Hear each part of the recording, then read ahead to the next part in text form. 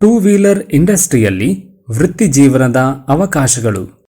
नमस्ते, मेरा नाम रऊफ शेख है। मैं कोल्हापुर में हीरो मोटोकॉर्प कंपनी के वर्कशॉप में एज ए वर्कशॉप मैनेजर फिलहाल काम करता हूँ। इस ऑटोमोबाइल लाइन की जर्नी मेरी स्टार्ट वैसे कॉलेज लाइफ से हुई। जब मैंने 10वीं खत्म करके कॉलेज के लिए एडमिशन लिया, जब फर्स्ट ईयर मेरा शुरू था तो जनरली क्या होता था, वेकेशन में बहुत सारी छुट्टियां रहती थी। उस छुट्टी का मैंने उपयोग गैरेज में जाके सीखने के लिए किया, क्योंकि मुझे लगा कि उससे अच्छा बेहतर माहौल बनेगा और कॉलेज में भी अच्छा उसका उपयोग होगा। इसके लिए मैंने फ्री ऑफ कॉस्ट में पहले स्टार्ट किया जॉब करना। मैंने छोटी छोटी बातें सीखी, गाड़ी के बारे में रिपेयरिंग कैसे करना है। जब हम काम करते थे तो बहुत सारे कस्टमर अपने अपने गाड़ियों के बारे में बताते थे, कुछ प्रॉब्लम बताते थे। तो ऐसे लगता था कुछ कहीं कहीं प्रॉब्लम में हमें एक हाथ दूसरा प्रॉब्लम नहीं आया तो कस्टमर परेशान होकर वापस आता था और कहता था कि आपको काम नहीं जमता है, क्यों गैरेज खोल के बैठे हो। तो हम उस पर क्या प्रयोग करते थे कि भाई ये कंप्लेंट क्यों आई, मुश्किल गाड़ी में कैसे आई, कहाँ से आई, हमसे कुछ छूट रहा है क्या हो रहा है। तो उसके कारण हम उसमें काम में अच्छा इंप्रूवमेंट कर पाए। जब मैंने कॉलेज ख़त्म कर दिया तो मेरा एक दोस्त था जिसने मेरे को बोला कि ऐसे सा वर्कशॉप है हीरो का, तुम चाहे तो वहाँ पे जॉब कर सकते हो। फिर मैंने बोला कि क्या जॉब मिलेगी, या अभी इंजीनियरिंग तो ख़त्म कर दिए। उसने बोला पहले फ्रंटलाइन सुपरवाइजर का तुम्हें जॉब मिलेगा। एज ए फ्रंटलाइन सुपरवाइजर ने कस्टमर को अटेंड करना, दिक्कत को समझना, वो लिख के अंदर अपने जो सीनियर सुपरवाइजर हैं या फ्लोर सुपरवाइजर हैं उनको बताना। इसके लिए मैंने 1.5 साल 2 साल वहाँ पे पहले फ्रंटलाइन बोल के काम किया। इंप्रूवमेंट अच्छा देख के फिर ओनर ने मेरे की पोस्ट चेंज करके मेरे को अंदर फ्लोर सुपरवाइजर कर दिया। फिर फ्लोर सुपरवाइजर में एक्चुअली प्रैक्टिकल जो गाड़ी काम हो रही है वो गाड़ी बनाने के बाद में उसका ट्रायल देखना या उसमें क्या प्रॉब्लम आ रहा है वो पूरा एनालिसिस करना शुरू कर दिया। इसमें 2 साल मेरे चले गए। उसके बाद में हमारे मालिक को भी कॉन्फिडेंस आया कि बाबा ये बंदा पूरा वर्कशॉप भी संभाल सकता है। तो फिर मेरा पोस्टिंग उन्होंने वर्कशॉप मैनेजर करके कर दिया। कि जब मैंने स्टार्ट किया था तो कस्टमर की भीड़ अपने दरवाजे में खड़ी रहती थी, क्योंकि तब बहुत सारे वर्कशॉप नहीं थे। अभी जो इंडस्ट्री चल रही है अपनी ऑटोमोबाइल इंडस्ट्री, इसमें बहुत सारे 2 व्हीलर के वर्कशॉप हैं, 4 व्हीलर के वर्कशॉप हैं, जहाँ पे सर्विस अच्छी मिलेगी वहाँ पे कस्टमर जा रहा है। जब यहाँ से आप बाहर पड़ेंगे तो आपको लगेगा कि बाबा सीधे बड़ी कंपनी देख के जाना है, जॉब अटेंड करना है। उससे मेरे आपको एक राय है, कोई भी जॉब अपनी छोटी बड़ी नहीं सोचनी। जहाँ जॉब मिले वहाँ पे स्टार्ट करेंगे, जैसे आप इंप्रूवमेंट करते जाएंगे वहाँ से आपको इंप्रूवमेंट बढ़ता जाएगा। या तो फिर पर्सनली आप अच्छा सा एक वर्कशॉप भी बना सकते हैं।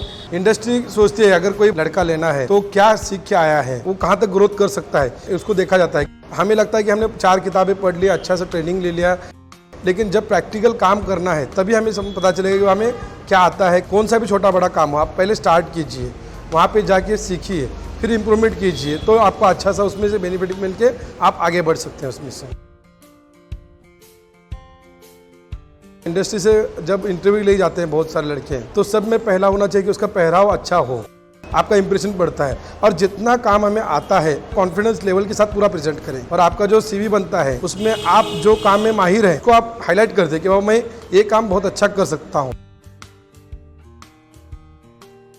जैसा अगर गाड़ी आ रही है कस्टमर की तो उसको अटेंड करने के लिए लड़का लगता है जो जॉब कार्ड बनाता है। उसके बाद में फ्लोर पे जाएगी गाड़ी, वहाँ पे कोई स्पेशल रैंप रहते हैं कि वह फ्री सर्विस का अलग है, पेड सर्विस का अलग है, या इंजन जॉब वाला अलग है।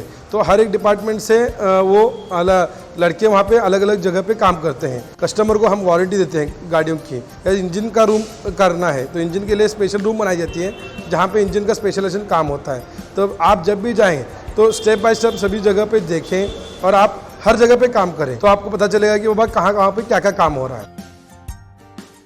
इंडस्ट्री में पहुंच गए तो आपको जनरली सीनियर मैकेनिक का कोई जॉब फौरन तो नहीं मिलेगा। आपको असिस्टेंट टेक्नीशियन या हेल्पर कैटेगरी में आपको जॉब मिल सकता है। साथ साथ में एक वॉशिंग का भी एक बहुत बड़ा रोल है, जिसमें गाड़ी की धुलाई होती है। तो आपको इम्प्रूवमेंट करके सीनियर टेक्नीशियन बन सकते हैं। सीनियर टेक्नीशियन से आप फ्लोर इंचार्ज बन सकते हैं। आप फ्लोर इंचार्ज तक पहुंच जाने के बाद में आपको पोस्ट होता है वर्कशॉप मैनेजर। जो मैनेजर यानी पूरा मुखिया होता है वर्कशॉप का, जिसके हाथ में पूरा वर्कशॉप चलता है।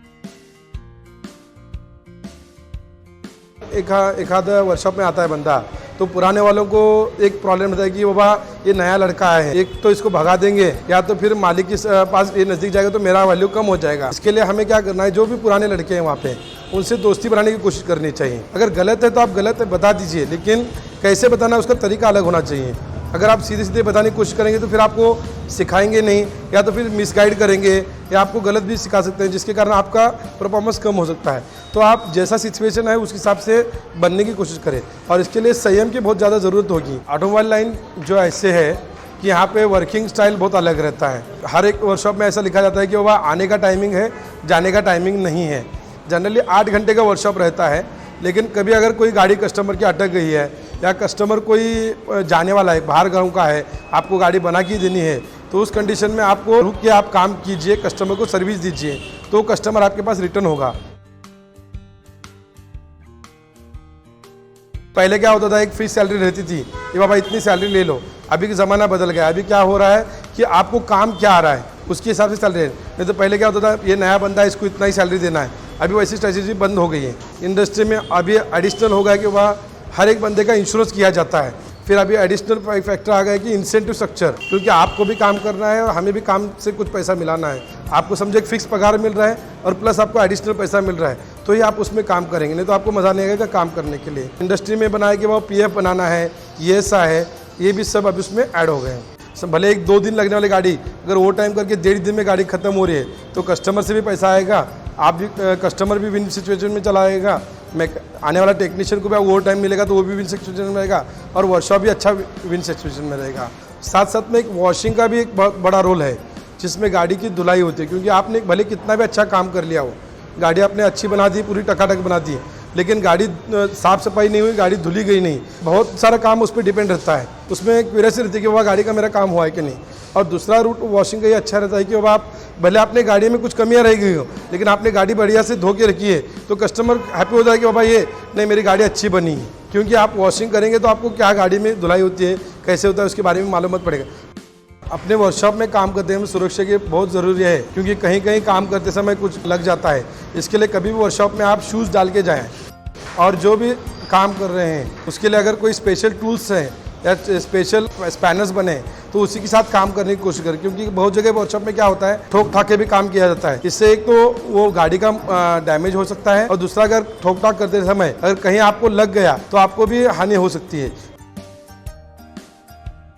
स्वयं रोजगार अगर करना है तो उसके लिए अनुभव की बहुत ज़्यादा ज़रूरत है, और अनुभव जब आपके पास बड़ा होगा तो आप वर्कशॉप चालू कर सकते हैं। और करना है तो अच्छा सा ब्रांडिंग के साथ वर्कशॉप चालू कीजिए। लोकल गैरेज की तरह कर दिया तो उसमें और आपके अदर इंडस्ट्री में कुछ फर्क नहीं दिखेगा। इसके लिए अलग अलग आपको सुविधा उसमें उपलब्ध करनी पड़ेगी। पिकअप ड्रॉप करना है या कस्टमर कुछ अलग बताना है, तो उसके साथ काम करेंगे तो आपको बहुत अच्छा उसमें इंप्रूवमेंट मिल सकता है। एक अच्छा सा प्रॉब्लम आपने रिजॉल्व किया है, तो प्रॉब्लम कैसे किया, कैसे रिजॉल्व हुआ और क्या उसका इफेक्ट पड़ा, एक आप बताएंगे तो ही लोगों को समझेगा। और उसके बाद में माउथ पब्लिसिटी होगी, आपके पास कस्टमर बढ़ भी सकते हैं उसके कारण।